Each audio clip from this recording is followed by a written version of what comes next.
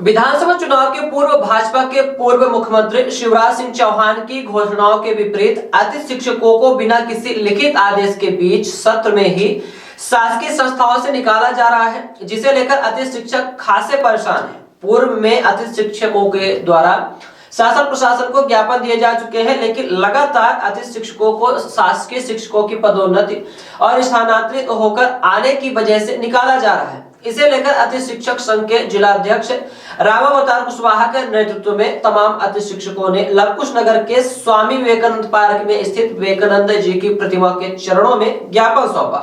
ज्ञापन के माध्यम से शासन से मांग की गई है कि जो अतिथि शिक्षकों के पक्ष में चुनाव के पूर्व भोपाल में आयोजित महापंचायत में तत्कालीन मुख्यमंत्री शिवराज सिंह चौहान के द्वारा घोषणाएं की गई थी, उन सभी को पूरा किया जाए। वही अतिथि शिक्षकों ने बताया कि महापंचायत में अतिथि शिक्षकों के पक्ष में हुई घोषणाओं में से केवल एक मानदेय बढ़ाने की घोषणा पूरी की गई है और उस पर भी विगत 3 माह से अतिथि शिक्षकों को मानदेय प्राप्त नहीं हुआ है। वहीं छतरपुर जिले के लगभग 1000 से ज्यादा अतिथि शिक्षकों को बिना किसी लिखित आदेश के संस्थाओं में मौखिक आदेश कर निकाला जा रहा है, जिसकी वजह से अतिथि शिक्षकों की रोजी रोटी पर संकट आ गया है और बीच सत्र में निकल जाने पर वह बेरोजगार हो गए हैं। जी सर, क्या शुभ नाम है आपका? जी सर, मेरा नाम रामावतार कुशवाहा है, आज़ाद स्कूल अतिथि शिक्षक संघ जिलाध्यक्ष है।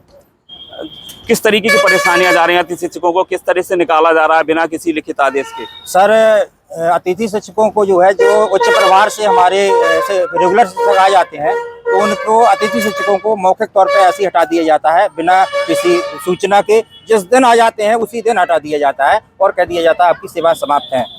क्योंकि हम लोगों को मामा जी ने महापंचायत बुला करके ये महापंचायत के दौरान बहुत सारी घोषणाएं की थी, जिसको सुन करके हम लोग बहुत प्रसन्न हुए थे। और उन्होंने ये भी कहा था कि आप हमारा साथ, जाते जाते समय तक ये कहा था मामा जी ने कि क्यों आपने महापंचायत बुला दी, आपका काम कर दिया, आप हमारा साथ देंगे कि नहीं देंगे, जाते जाते समय तक कहा था। और उन्होंने ये भी कहा था कि अतिथि शिक्षकों सुन लो, कभी आपके जीवन में अंधकार नहीं होने देंगे, हमेशा उजाला रखेंगे। और आज ये देखिए हम लोगों को निकाल दिया गया है, तो ये उजाला है कि अंधकार, ये आप कुछ समझ सकते हैं सर। आप लोगों ने ज्ञापन भी दिया है, कई जगह सुना है, लेकिन अब तक कोई सुनवाई नहीं हुई।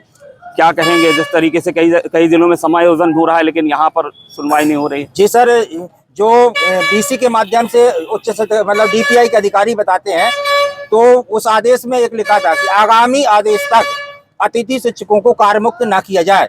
तो उस आदेश के लिए वो DPI के अधिकारी कहते हैं कि जो DO अपने स्वविवेक से काम करें, उस आदेश को पढ़ें और उसके हिसाब से काम करें, निकालें ना कि ना निकालें हमारी बात नहीं है। वो आदेश में लिखा है जो उसका पालन करें और स्वविवेक से काम करें कि निकालना है कि नहीं निकालना है। तो मध्य प्रदेश के आधे से अधिक जो जिला शिक्षा अधिकारी है वो निकाल रहे हैं और आधे अतिथि जिला शिक्षा अधिकारी नहीं निकाल रहे हैं, मतलब विसंगतियां हैं।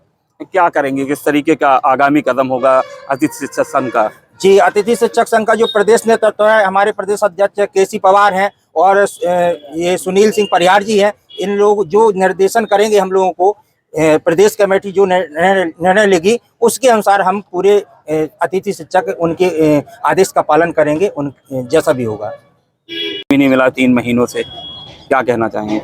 यही कहना चाहेंगे सरकार से कि सरकार जल्द से जल्द, क्या है कि हम अतिथि शिक्षक हैं, आवेदन दे सकते हैं, निवेदन कर सकते हैं, शिक्षक की गरिमा में ही रह सकते हैं। हम सरकार से बस एक विनती अनुरोध ही कर सकते हैं कि सरकार जल्द से जल्द जो भी घोषणाएं की गई हैं उनका पालन करें और हमारे जीवन को सुरक्षित करें।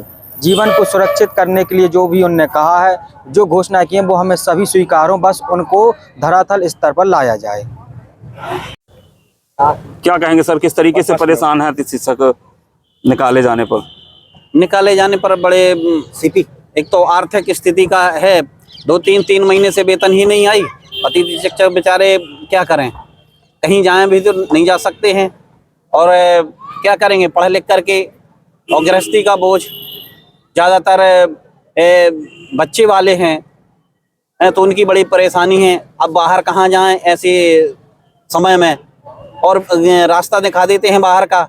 तो कुछ शासन को करना चाहिए, प्रशासन को करना चाहिए, जो अधिकारी वर्ग है ये कुछ समझे, जिससे कि अतिथि परेशान ना हो।